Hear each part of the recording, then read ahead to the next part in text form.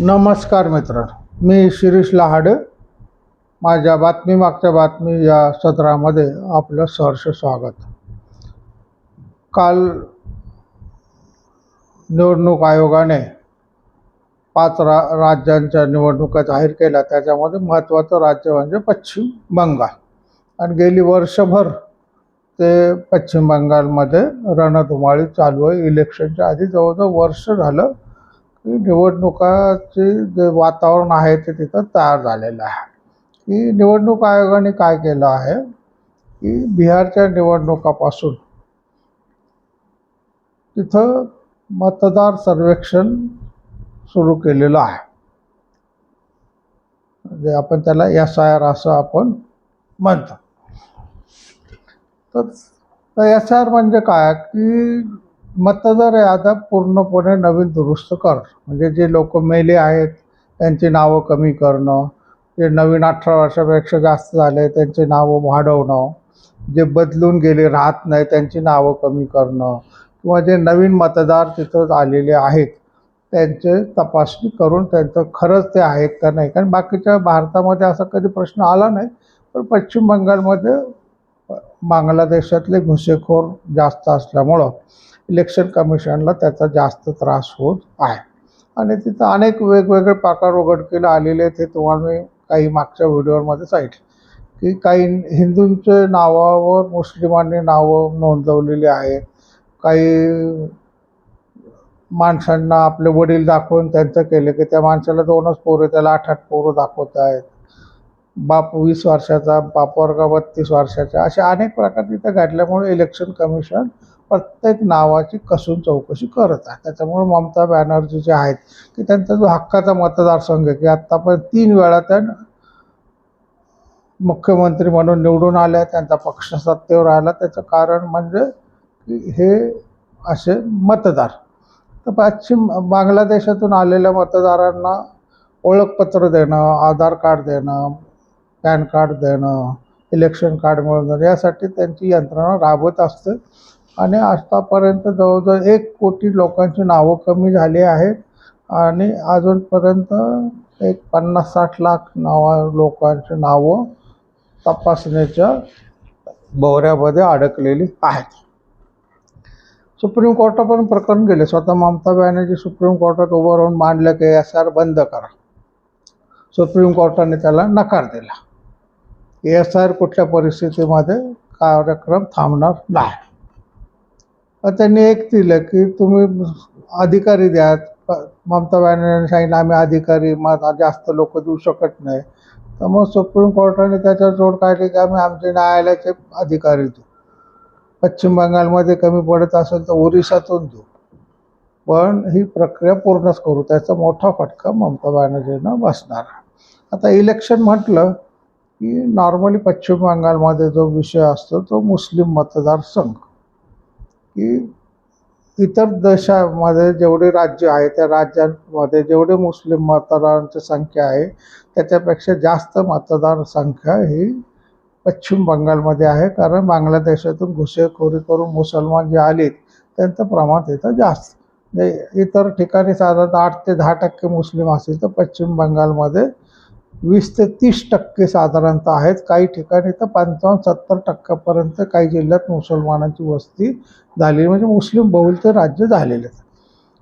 पश्चिम बंगालमध्ये 20 मतदारसंघ असे आहेत की जे पूर्णतः मुस्लिम बहुल आहेत. म्हणजे तिथं मुसलमानांनी एक गठ्ठा मतदान केले की ते 20 लोक मुस्लिम तिथं निवडून येतात. बाकीच्या ठिकाणी सुद्धा काय आहे की बहुसंख्य मुस्लिम आहेत, ते 100% मतदान करतात. हिंदू लोक मतदान करायला कंटाळा करतात. त्याच्यामुळं ताकद असून सुद्धा हिंदूंचा माणूस निवडून येत नाही. तृणमूल काँग्रेसचे माणसं तिथं निवडून येत. त्याच्यामुळे दडपशाही आहे, दादागिरी आहे. अनेक प्रकाराने ममता बॅनर्जी 3 वेळा निवडून आलेले आहेत. आता तर पश्चिम बंगालचा इतिहास पाहिला तर पूर्वी काँग्रेसचं सत्ता तिथं होते. त्यांनी नीट कारभार केला नाही म्हणून तिथं काय झालं की डावी आघाडी मार्क्सवादी कम्युनिस्ट पक्षाची सत्ता आली. 34 वर्ष तिथं टिकली. त्यांनी अतिशय क्रूरपणे सत्ता राबवली. त्यांचे जे गुंड होते मार्क्सवादी कम्युनिस्ट पक्षाचे, ते लोकांना अक्षरशः पळू करून सोडायचे, दादागिरी करते. ममता बॅनर्जींना अनेक वेळा तिथं अपमान झालेला. त्यांनी शपथ घेतली होती मार्क्सवादी कम्युनिस्ट पक्षाला मी हरवेल तेव्हाच मी त्या विधानसभेमध्ये येईल, आणि त्यांनी प्रयत्न केला. अतिशय धडाडीचे आहेत ममता बॅनर्जी, म्हणजे लढवू नेतृत्व आहे. त्यांनी मार्क्सवादी कम्युनिस्ट पक्षाला हरवलं आणि सत्ता आली, पण त्यांनी त्याच्यातून धडा नाही घेतला. ज्या गोष्टीसाठी ते लढल्या त्याच गोष्टी त्यांनीसुद्धा वापरल्या. त्यांनीसुद्धा जे मार्क्सवादी कम्युनिस्ट गुंड होते ते तृणमूल काँग्रेसमध्ये आले आणि गुंडगिरी करून लोकांना धमकावून मतदान करायला भाग पाडणं व मतदान करण्यापासून रोखणं असे प्रकार तिथं घडलेले आहेत. म्हणजे एक क्रूर राजा गेला आणि दुसऱ्या क्रूर राजाला, अशी गोष्ट तिथं झालेली आहे. आता भाजप तर तिथं काहीच अस्तित्व नव्हतं. तुम्ही जर पाहिलं की 2014 फक्त विधानसभेत 3 सीट निवडून आले होते. भाजपचे 3 आमदार आले होते 2011ला. 2000च्या याला पुढच्या विधानसभेत 77 सीट निवडून आलेत. 3 वरून एकदम 77 मर्जी मारली. आणि आता अपेक्षा त्यांची अशी आहे की यावेळी भाजपने पश्चिम बंगालमध्ये सत्ता मिळवण्याचा प्रयत्न करायचं ठरवलं. त्याच्यासाठी खूप प्रयत्न त्यांचे चालू आहे. आता याच्या मागचं राजकारण तुम्हाला समजून सांगा की ममता बॅनर्जींचा जो मुख्य मतदारसंघ आहे तो आहे मुस्लिम. मुस्लिमांचं एक गठ्ठा मतदान होत असल्यामुळं आणि त्याच्यामध्ये बरेचसे खोटे बनावट मतदार असल्यामुळं त्या बिनधास्त निवडून येतात. तुम्ही जर पाहिलं की दर इलेक्शनमध्ये त्यांच्या आमदारांची संख्या वाढत चाललेली आहे.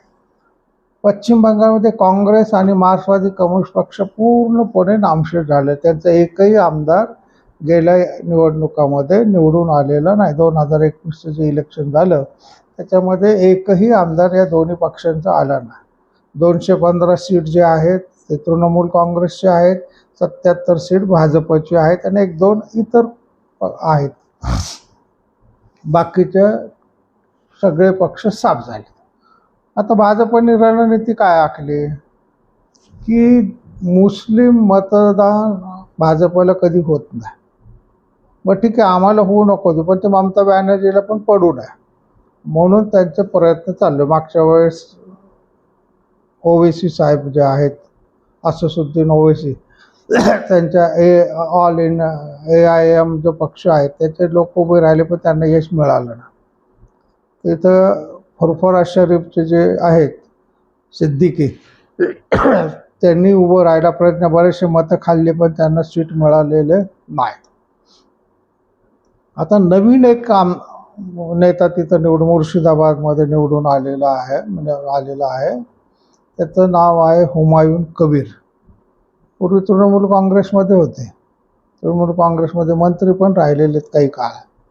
तर त्यांनी काय केलं की जी अयोध्येमध्ये बाबरी मशीद पाडली, तशीच बाबरी मशीद मी मुर्शिदाबादमध्ये बांधायचं त्यांनी ठरवलं. काहीतरी बेलडांगा का काहीतरी गावाचं नाव आहे.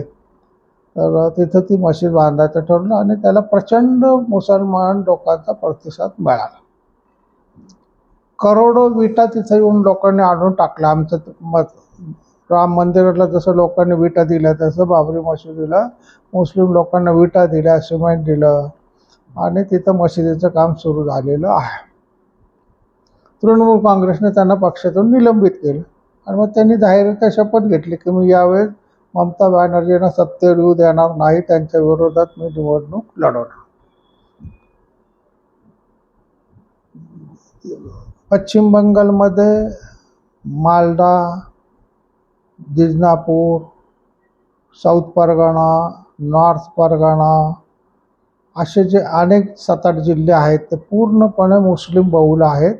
एका मतदारसंघात 10 आमदार धरले तरी 10 जिल्ह्याचे 100 आमदार हे तृणमूल काँग्रेसचे आरामात कधी निवडून येत असत.